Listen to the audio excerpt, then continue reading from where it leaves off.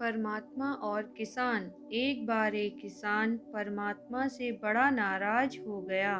कभी बाढ़ आ जाए, कभी सूखा पड़ जाए, कभी धूप बहुत तेज हो तो कभी ओले पड़ जाएं। हर बार कुछ न कुछ कारण उसकी फसल थोड़ी खराब हो जाए।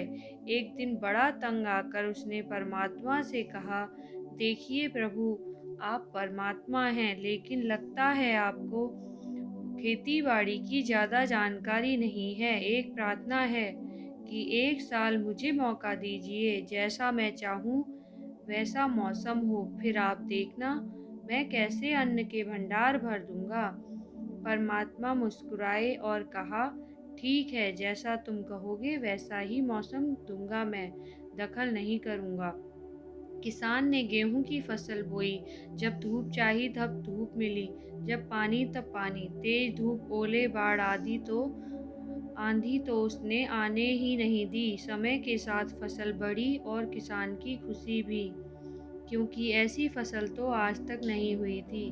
किसान ने मन ही मन सोचा, अब पता चलेगा परमात्मा को कि फसल कैसे करते हैं। बेकार ही इतने बरस हम किसानों को परेशान करते रहे। फसल काटने का समय भी आया।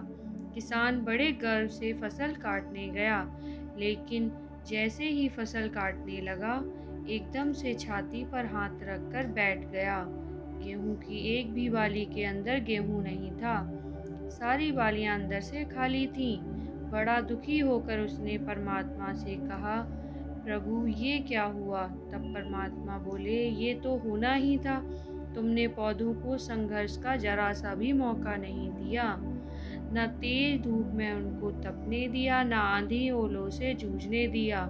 उनको किसी प्रकार की चुनौती का एहसास जरा भी नहीं होने दिया। इसलिए सब पौधे खोखले रह गए।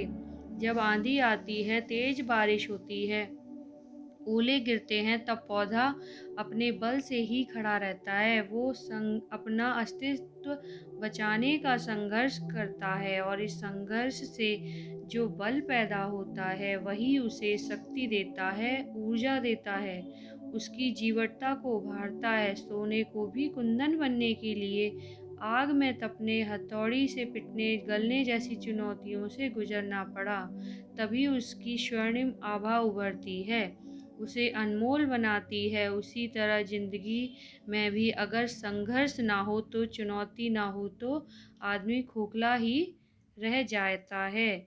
उसके अंदर कोई गुण नहीं आ पाता। ये चुनौतियां ही तो हैं जो आदमी रूपी तलवार को धार देती हैं और उसे सशक्त और प्रखर बनाती हैं। अगर प्रतिभाशाली बनना है तो चुनौतियां तो स्वीकार करनी ही पड़ेंगी।